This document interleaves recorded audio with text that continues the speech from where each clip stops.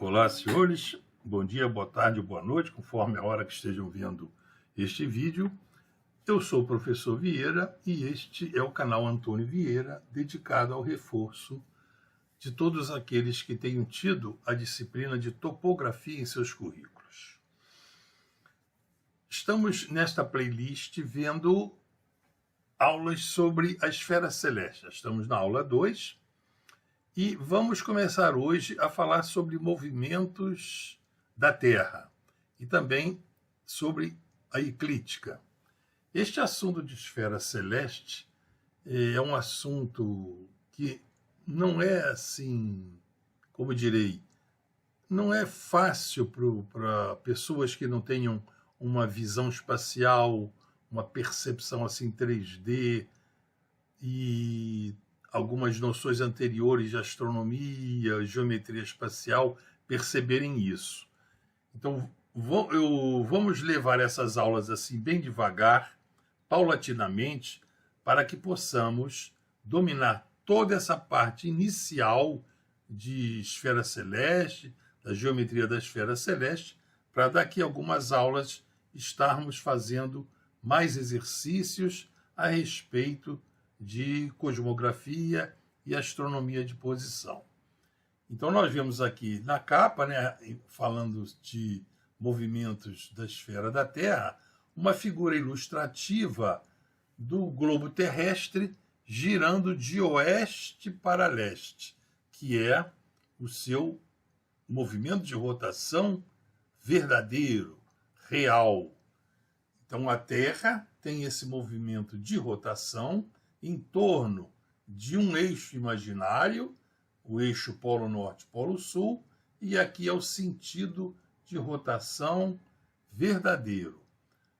O Sol está a uma distância muito afastada e os raios de Sol podem ser considerados que cheguem assim todos aqui paralelos uns aos outros, de modo que nós vamos ver que a insolação, isso em outras aulas, essa insolação, essa distribuição da energia térmica na superfície da Terra, de acordo com a inclinação com que os raios de Sol cheguem, vão transmitir mais ou menos energia térmica e teremos assim as zonas mais ou menos quentes.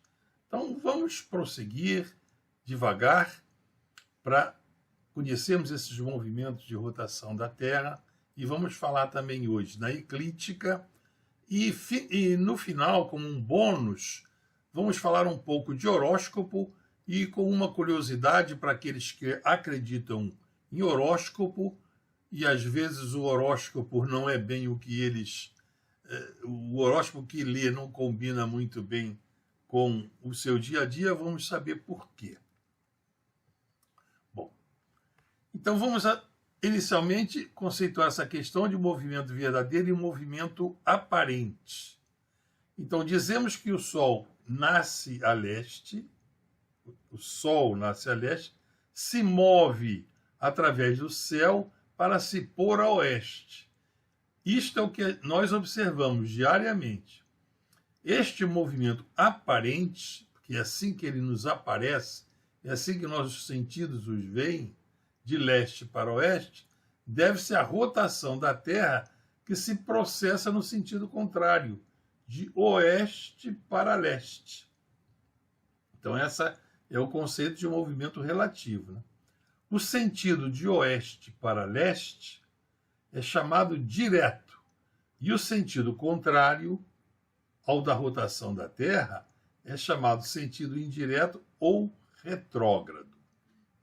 Então já temos assim mais esses conceitozinhos aqui no movimento aparente. No dia a dia, ou nós vamos ver na astronomia de posição, essa questão de raciocinar como um movimento aparente, isso não interfere em nada nas aplicações. Chega-se aos mesmos resultados.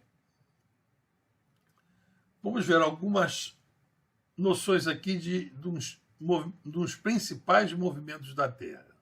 Então, esse que acabamos de ver é chamado movimento de rotação em torno do eixo dos polos. Esse movimento se realiza uma vez por dia e ele dá origem aos dias e às noites. No seu movimento, a parte da Terra que recebe a luz solar fica sendo o que nós chamaremos de dia, e a outra parte que não recebe os raios solares nós chamamos de noite. Um outro movimento é o movimento de translação ou revolução ao redor do Sol. E esse movimento se repete a cada ano. Então aqui é uma figura assim esquemática, né? Nós estamos considerando o sistema heliocêntrico, mas se fosse o geocêntrico, também poderíamos raciocinar da mesma forma. Vamos abordar das duas maneiras. Então, nessa questão aqui do sistema geocêntrico, considerando essa órbita da Terra em torno do Sol como sendo uma elipse, em que o Sol ocupe um dos focos dessa elipse, então a Terra, em um ano, ela gira, translada. Chama-se translação porque o eixo da Terra, que tem uma ligeira inclinação de 23 graus e 27 minutos, como o plano da eclíptica, depois vamos ver o conceito de eclíptica. Então chama-se translação porque o eixo de rotação da Terra, nesse movimento, ele permanece paralelo a ele mesmo. Então, isto é o que matematicamente se chama de translação, a translação do eixo da Terra ao redor dessa trajetória. E aqui, junto aos dois movimentos, esse de translação, que dura um ano, e em cada posição que a Terra fique nessa sua órbita, ela continua girando em torno do seu eixo, nesse seu movimento de rotação, e a parte iluminada da Terra fica sendo chamada dia, e a parte que fica escura chama-se noite. E assim vai se processando ao longo de toda a Terra. Aqui estão considerados 4 instantes notáveis, que se chamam solstício do verão, aqui para quem está aqui nessa posição, solstício do inverno, aqui a parte de equinócio, e aqui, mas sobre essa questão de solstícios e equinócios, vamos tratar mais tarde. Por enquanto, vamos devagar e nos ater a essa translação que a Terra faz, que o eixo da Terra faz em torno do Sol, tendo seu eixo inclinado em relação a um plano que está no espaço. Um outro movimento que também afeta a Terra é chamado movimento de precessão. Esse movimento de precessão é como se a Terra fosse um peão. Vocês já viram um peão girando, né? Um giroscópio, um peão, e esse peão girando com a rotação, quanto mais ele gire, mais ele se aproxima, né? O seu eixo se aproxima da vertical. A gravidade faz esse eixo de rotação mudar de direção, né?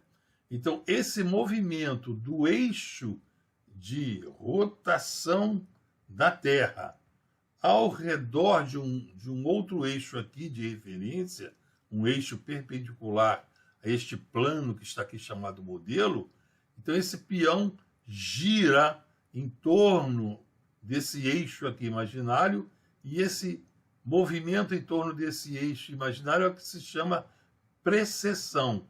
Então o peão precessa em torno desse eixo imaginário, elongando num sentido e no outro. Aqui é chamada elongação máxima e aqui também. E ele fica assim, girando. Este plano aqui, modelo, que nós estamos falando aqui, depois nós vamos ver, em relação aqui a esse reta perpendicular, esse será um plano da órbita da Terra, que nós vamos já definir, será a eclíptica. Aqui nós temos, então, a Terra. Então, agora passando essa ideia do peão aqui para a Terra também gira como se fosse um peão no espaço, ela girando aqui, tem esse movimento de precessão. E esse eixo da Terra, esse eixo, ele precessa, ele gira aqui no espaço, levando um tempo para dar uma volta completa de 25.800 anos. Então, hoje em dia, o eixo da Terra ele aponta para a estrela Polaris, mas não foi sempre assim. Há 14 mil anos atrás, o eixo da Terra apontava para uma estrela chamada Vega. E esse eixo de rotação da Terra, no movimento de precessão, continua se movendo, né? E há uns 3 mil anos atrás, ele apontava para essa estrela Tuban, ou Tuban, não sei como é que se pronuncia, e vai assim, né? Então, o eixo de rotação da Terra. Agora, como é que nós podemos saber que realmente é a Terra que está se movendo e ela não está parada no espaço, e essas estrelas aqui é que estariam fazendo esse movimento, ora aparecendo aqui na posição em que o eixo da Terra fura o céu, ora uma, ora outra. Como é que nós poderíamos saber isso? Nesta aula, vamos ver como é que nós podemos verificar que a Terra se movimenta.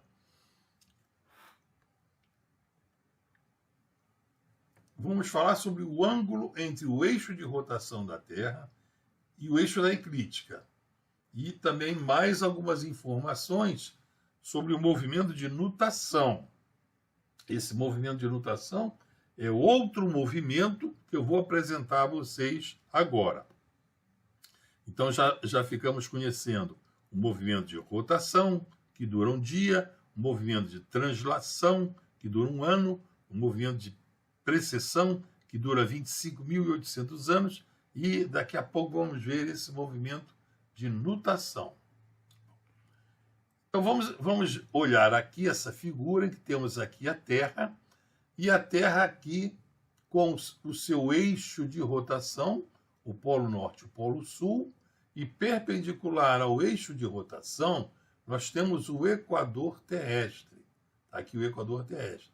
Esse equador terrestre, ele prolongado indefinidamente, ele será o equador celeste. Então, coloquei aqui terrestre, mas poderia chamar equador terrestre.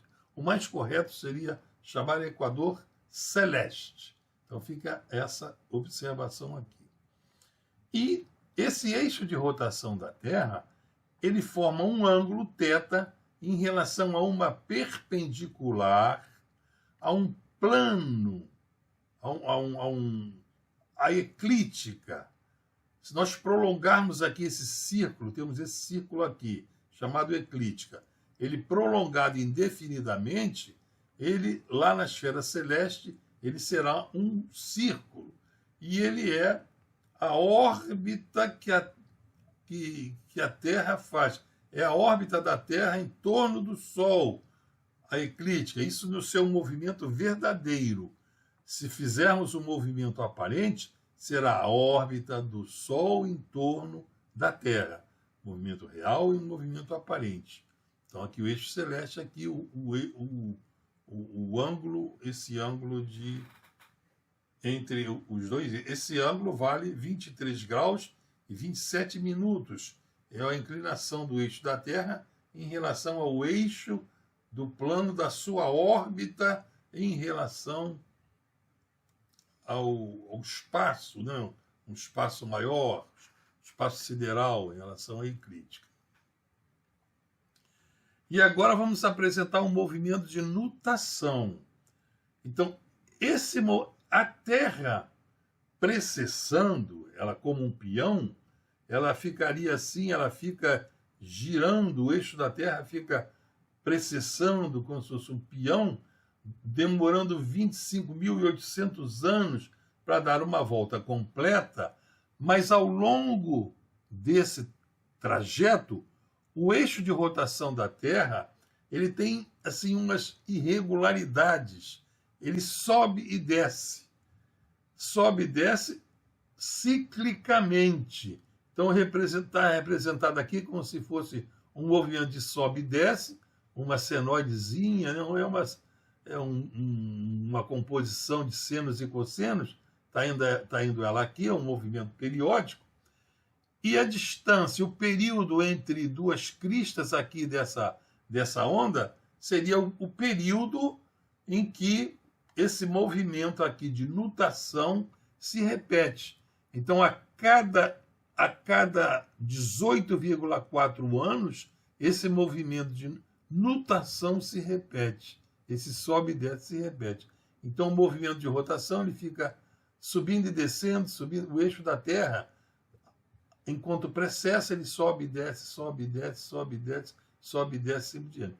Em outras aulas, eu já falei desse período, desse movimento de nutação, desse tempo que demora 18,4 anos, quando nós falamos da determinação do datum altimétrico do sistema geodésico brasileiro, que o marégrafo de Imbituba ele completou esse período de 18,4 anos, que é então o período mais longo para que se tenha efeitos desses movimentos da Terra sobre o mar. A rotação da Terra afeta os mares, né? O movimento da Lua afeta os mares, a translação da Terra afeta os mares, e esse nutação aqui, que tem esse período de 18,4 anos, assim, dentro de uma escala humana, aqui ele precisa que se levasse em conta, então é de 18,4 anos, e nós já ouvimos. Vamos continuar com os nossos conhecimentos, né? Isso tudo é nomenclatura, estamos pegando bagagem, né? Pegando conhecimento. Agora vamos saber mais pormenores, mais detalhes sobre a eclíptica. Então, a eclíptica e o zodíaco. Como é que essa eclíptica é gerada? Então, nós temos aqui a Terra e o Sol. E aqui o céu, a esfera celeste, né? Onde estão as estrelas. A distância da Terra ao Sol é muito menor do que a distância em relação às estrelas. A distância em relação a essas estrelas que estão marcadas aqui, essas constelações, é da ordem de anos-luz. E a distância do Sol até a Terra são 8 minutos-luz. E a estrela mais próxima da Terra é a Alfa de Centauro, que dista 4,5 anos-luz. Isso quer dizer o seguinte: a luz da Alfa de Centauro para chegar até a Terra, ela demora 4,5 anos, e a velocidade da luz sendo 300 mil quilômetros por segundo. Então é muito longe. E ao passo que do Sol, essa luz do Sol chega até a Terra, né? A velocidade da luz é 300 mil quilômetros por segundo, a velocidade da luz chega à Terra em 8 minutos-luz. Então, o Sol viajando, a luz viajando a 300 mil quilômetros por segundo, em 8 minutos ela chega do Sol à Terra, né? Dá uns 6 vezes 8, 48, dá uns 480 mil quilômetros a distância entre o Sol e a Terra. Então, aqui, imaginando aqui a Terra, a pessoa na Terra, olhando para o Sol, a impressão que se tem é que o Sol se projeta lá no fundo, lá no céu, e em cima, né? Em cima, a projeção do céu fica em cima de uma constelação. Aqui tem a constelação de Libra, a constelação de Escorpião, são estrelas. E à medida que o Sol, que a Terra vai fazendo essa órbita em torno do Sol, vai descrevendo, em cada posição que a Terra ocupe, o observador vê o Sol projetado em outra posição lá da esfera celeste e identifica uma outra constelação lá. Aqui já seria a constelação de Escorpião. Em outra posição, o observador veria o Sol se pondo lá na constelação de Capricórnio e assim por diante. Então, o Sol, a Terra em sua órbita, ela descrevendo aqui o ano inteiro, vai se tendo a sensação que o Sol está se movendo lá no céu, passando de uma constelação para outra, mês a mês, mês a mês. Então, já falei, olhando a partir do Sol, vemos o Sol projetado em alguma constelação. À medida que a Terra se move ao redor do Sol, vemos outras constelações até ele girar 360 graus e voltar à constelação inicial, né? Então, o plano que contém as sucessivas posições do Sol ao longo do ano, que intercepta essa esfera, forma um grande círculo. Então, esse plano da órbita, interceptando a esfera celeste, forma um grande círculo. Esse círculo lá na esfera celeste é chamado eclíptica. E ao longo desse círculo, né, define-se assim uma faixa aqui na esfera celeste que contém essas constelações notáveis que sempre foram usadas pela humanidade para auxiliar na navegação e até para fazer horóscopo, como nós vamos ainda ver curiosidades a respeito disso. Essa faixa é chamada zodíaco, e tem muita história, né? Então, esse zodíaco ele está dividido em 12 partes. Cada parte tem 30 graus de longitude, sendo uma para cada mês. Cada uma das suas seções recebe o nome de uma constelação. Então, são 12 signos do zodíaco. Formam o chamado zodíaco. Tá? Então, já temos aí conceito de eclíptica, como é que a eclíptica se forma, conceito de zodíaco, e vamos adiante. Espero que estejam entendendo. Mais alguns detalhes. O plano da eclíptica, que é esse plano da órbita do Sol, no seu movimento relativo, né, ao longo do ano, esse plano forma com o plano do equador celeste, ou o equador terrestre, né? O equador terrestre prolongado vai formar o equador celeste. Esses dois planos, o plano da eclíptica e do equador terrestre, ele forma um ângulo de 23 graus e 27 minutos. É o mesmo ângulo formado entre o eixo de rotação da Terra e o eixo de rotação e o eixo da eclíptica. Aqui tem eclíptica e uma perpendicular aqui, eclíptica é o eixo da eclíptica. Então, são ângulos de lados, respectivamente, perpendiculares. O ângulo entre os eixos é o mesmo ângulo aqui entre o plano do equador e o plano da eclíptica. E aqui vemos uma animação da Terra se transladando, né, o movimento de translação da Terra, e o observador vendo a projeção do céu, do Sol, lá no céu, e essa projeção forma um círculo, e esse círculo é chamado eclíptica. Então a Terra vai girando em sua órbita 360 graus em torno do Sol, e em cada posição que a Terra fica, o observador vê o Sol projetado lá na esfera celeste, lá no céu, em cima de algumas constelações, como eu já expliquei a vocês. Então é assim que se forma a eclíptica. A eclíptica esse círculo máximo em que essa projeção que o observador vê do Sol lá no céu descreve esse movimento de 360 graus no céu. É eclíptica, né? Mas o movimento real é a Terra que gira em torno do Sol. E o movimento aparente é o Sol que gira em torno da Terra lá no céu, percorrendo 360 graus. Agora vamos ver mais um conceito de ponto vernal e do movimento desse ponto vernal, que nós chamamos de retrogradação. Aqui temos novamente uma arte com a esfera celeste. Vamos devagar, que está muito carregada, eu vou explicando devagar. Então aqui, já expliquei a vocês que a Terra não tem dimensão na presença da distância que o céu está dela, mas coloca-se aqui como uma ilustração.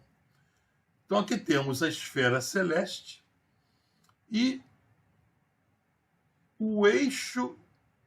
Aqui temos o equador celeste, que é o prolongamento do equador do eixo da Terra, e esse equador celeste ele tem o seu eixo, o seu polo, né? Os polos da Terra aqui são polo celeste norte e aqui o polo celeste sul. E temos aqui também a eclíptica. Então, a eclíptica é aquele círculo lá no céu em que o Sol percorre durante todo o ano no seu movimento aparente, vai dando uma volta completa e sempre percorrendo ao longo aqui desse círculo, que é chamado eclíptica, a trajetória do Sol em torno da Terra durante um ano é chamada eclíptica, no movimento aparente. O eixo da eclíptica está representado aqui, e aqui é o polo da eclíptica, tá?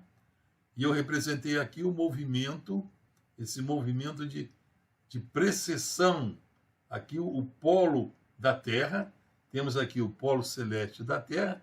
Esse polo, esse eixo de rotação da Terra, no movimento de precessão, ele gira aqui, ele se movimenta em torno do eixo da eclíptica.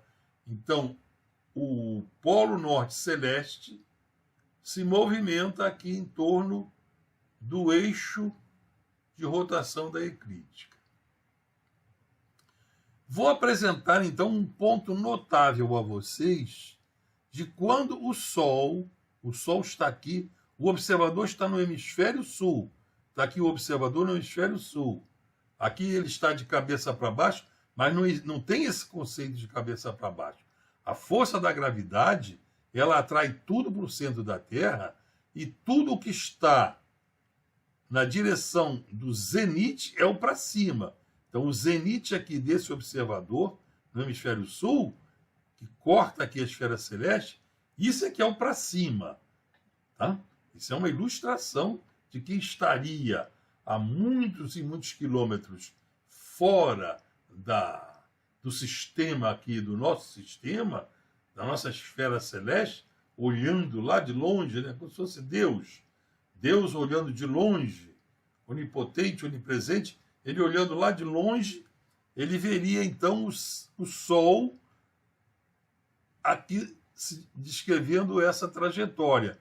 Então, esse observador no hemisfério sul, para ele o Sol descreve essa trajetória, vai passando aqui, daqui ele vai para o outro lado lá, como se estivesse invisível aqui pela geometria projetiva, e ele vai passar, o Sol vai passar do hemisfério sul, onde está esse observador, aqui ao longo dessa trajetória, o Sol vai passar do hemisfério sul para o hemisfério norte.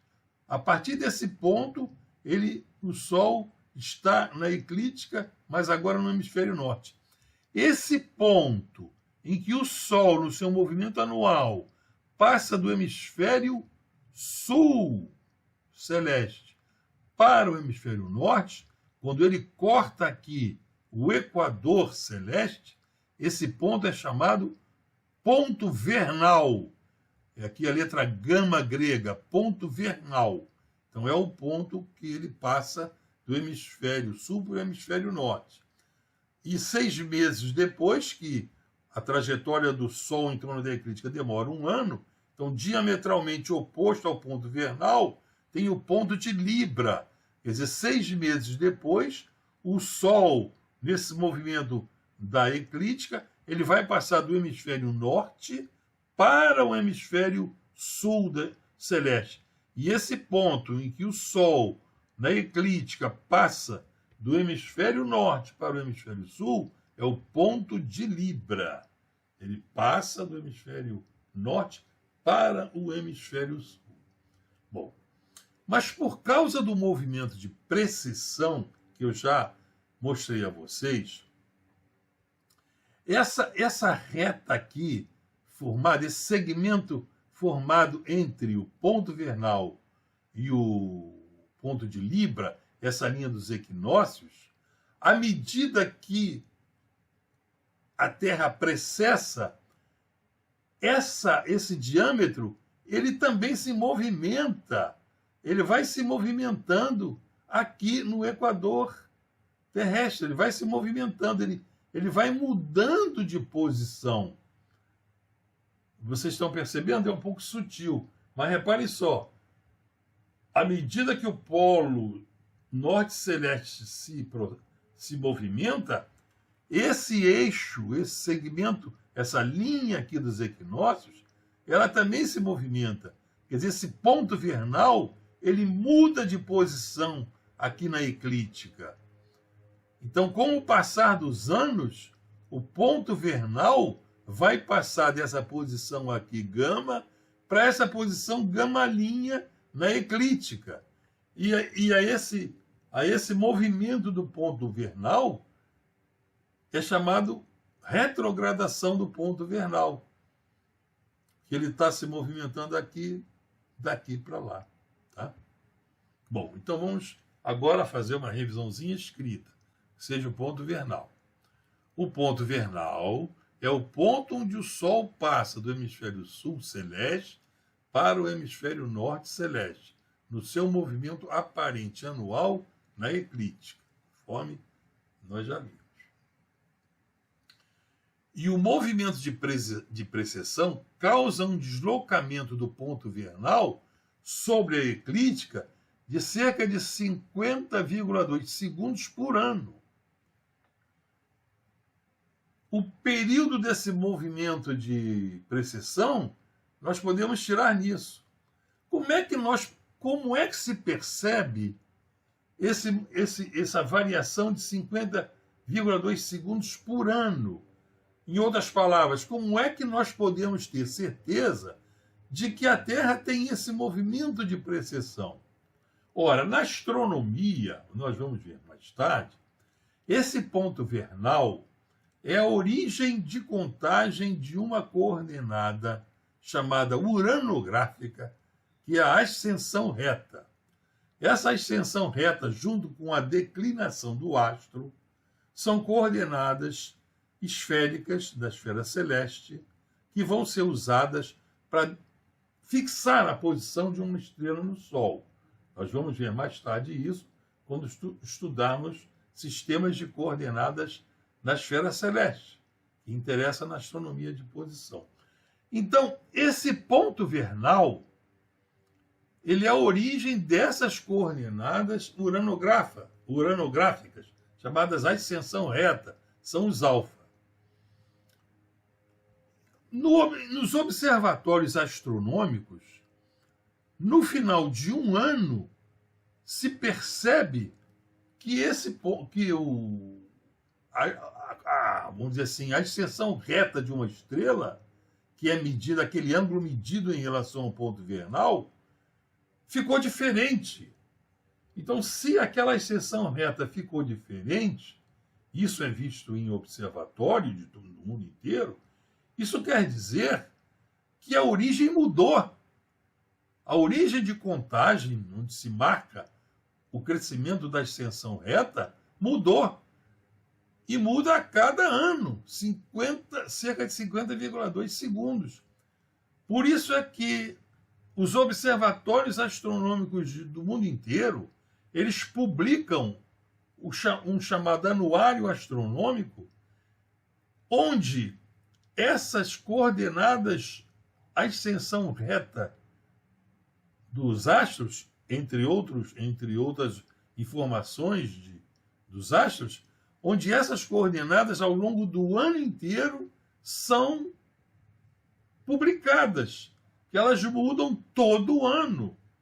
Então, quando eu trabalhava com astronomia de posição, determinando latitude e longitude pelos astros, então os engenheiros cartógrafos tinham que usar esse anuário do Observatório Nacional para saber, naquele dia daquele mês, qual era o valor da ascensão reta, que era diferente do ano anterior. O anuário do ano passado já não podia ser mais usado. Então, se a Terra não se movesse, se a Terra fosse imóvel, pelo menos se não tivesse esse movimento de precessão, essa coordenada, a ascensão reta, nunca ia se modificar. Então, a variação dessa ascensão reta é uma prova irrefutável de que a Terra se movimenta, que ela varia todo ano. Quer dizer, ela varia porque o ponto vernal está variando por causa desse movimento de precessão. E ao longo de um ano, acumula essa variação de 50 e poucos segundos que não se pode desprezar. Se nós usássemos o anuário de um ano para o outro, nós já íamos usar a ascensão reta com esse erro de 50 segundos, íamos determinar uma latitude completamente errada. Estão percebendo, senhores? Então, reparem aqui, que botei aqui uma maneirazinha para determinar o período aqui em que tem esse movimento de precessão. Então, reparem só essa regrinha de 3. O ponto vernal, ele muda de posição, ele varia de posição, 50,2 segundos em um ano. Então, dando uma volta completa aqui, 360 graus, que seria 360 vezes 60 segundos, quantos anos demorariam? Quer dizer, quantos anos esse ponto vernal, por causa do movimento de precessão da Terra, quanto tempo ele vai demorar para dar uma volta completa e voltar novamente ao ponto anterior? Então, fazendo essa regra de 3, que 50,2 está para um ano, assim como essa quantidade de segundos, que são 360 graus, está para X anos. Então, fazendo essa regra de 3, achamos 25.800 anos. Então, 25.800 anos é o período do movimento de precessão da Terra. Eu espero que já tenham pego mais esses conhecimentos. Devagarinho, vamos lá, construindo o nosso edifício. Agora, um brinde. A questão de signos, horóscopo, só uma curiosidade para vocês. A maioria das pessoas sabe qual é seu signo. Eu nasci em setembro, então eu acho que meu signo é o de Libra. Cada um tem lá o seu signo. Agora, será que meu signo mesmo, que nasci em setembro, será que é o de Libra? Por que meu signo é o de Libra? Por que o signo de você é lá o que você acha que é? Vamos ver a origem desses horóscopos. Isso é muito antigo, isso vem daquele povo antigo, né? Os primeiros registros de horóscopo aparecem a partir do século 7 a.C., quando várias civilizações antigas se dedicavam à observação do céu. As suas populações acreditavam que os astros podiam influenciar a vida humana, especialmente o destino dos recém-nascidos. Então, quem nascia num determinado signo tinha umas certas características que o diferenciavam das outras pessoas que nasciam em outro signo. Agora, entretanto, a versão do horóscopo que conhecemos hoje, ela mistura influências da astrologia milenar dos babilônios, o conhecimento matemático dos egípcios e da filosofia grega. Então, esse horóscopo de hoje, ele surgiu provavelmente por volta do século V a.C., com a criação do zodíaco. Quer dizer, o zodíaco, já mostrei a vocês, é aquela faixa em torno da eclíptica que tem aquelas 12 constelações. Então, 5 séculos antes de Cristo. Então, esse horóscopo, como nós conhecemos hoje, ele foi criado há 2.500 anos atrás. Então, há 2.500 anos atrás é que teve a formação daquelas características das pessoas que nasciam naquele mês. Então, está ali aqui. Há 2.500 anos atrás, o ponto vernal estava na constelação de Áries, aquele ponto vernal, há 2.500 anos atrás. Agora, qual foi o deslocamento do ponto vernal em 2.500 anos? Estão entendendo essa proposição que eu coloquei aqui? Considerando lá o ponto vernal, na constelação de Áries, há 2.500 anos atrás, quando lá os babilônios fizeram os horóscopos, os zodíacos, né? Os astrólogos. Então, passando 2.500 anos, sabendo pelo movimento de precessão da Terra, esse ponto vernal, né, ele foi se modificando. Quanto ele se modificou? Então, vamos lá. Em 360 graus, que o ponto vernal mudasse de posição, levaria 25.800 anos. Nós já vimos por quê. Então, em X anos, ele vai mudar nesses 2.500 anos, nesses número de graus aqui em 2.500 anos. Então, resolvendo essa regra de 3, em 2.500 anos, o ponto vernal se deslocou 35 graus. Quer dizer, ele ultrapassou uma casa de 30 graus. Quer dizer, cada casa daquele zodíaco, que ele é dividido em 12 partes, para cada constelação pega 30 graus. Então, desde que o horóscopo foi criado até hoje, o ponto vernal se deslocou mais do que uma casa. Então, nós temos aqui uma outra projeção mostrando isso, por exemplo. Então, nós temos aqui o horóscopo. Todos os signos colocados aqui no plano da eclíptica. Aqui a Terra, no seu movimento de translação, direitinho. E aqui nós temos, né? Coloquei aqui a posição do ponto vernal na constelação de Áries há 2.500 anos atrás. Então, há 2.500 anos atrás, quando os babilônios fizeram o horóscopo, lá o ponto vernal estava aqui e eles faziam lá a divisão da eclíptica, mostrando todos e fizeram a previsão para todos os signos, né? Mas nos dias atuais, 2.500 anos depois, o ponto vernal já está aqui, ó, na outra constelação, na constelação de Peixes. Esse gama linha está na constelação de Peixes, não está mais naquela constelação de Áries, está aqui na de Peixes, né? Então ele passou para cá 35 graus. Cada casa dessa, o ângulo entre Áries e Peixes é 30 graus, entre Áries e Touro e assim por diante, são 30 graus. Então, estamos aqui em Peixes. Então, para o horóscopo que usamos hoje, em que, por exemplo, eu sou de Libra, nasci em setembro, sou de Libra, para o horóscopo feito como ele está, usado, mas com aquela origem lá de 2.500 anos. Na realidade, nos dias de hoje, eu sou virgem. Eu sou aqui virgem. Eu sou do. Quer dizer, quando eu nasci, o sol estava aqui no céu, na constelação de Virgem, quando eu nasci.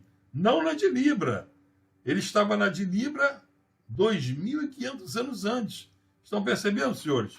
Então, isso é com que eu estou finalizando esta aula, dando essa contribuição a vocês, essa curiosidade sobre o horóscopo.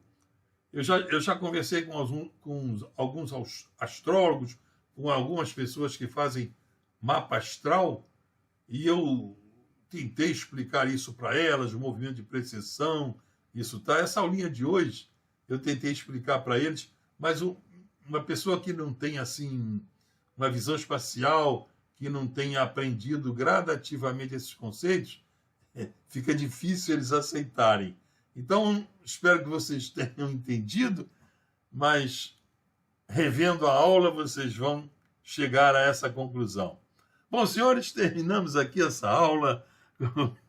Hoje teve um pouco assim de astrologia, né? Espero que tenham gostado. Vimos esses conceitos aí de eclíptica, de alguns movimentos da Terra que vão nos ajudar em aulas futuras. E se gostaram, compartilhem com seus colegas, deem like, façam comentários e até a vista, pessoal!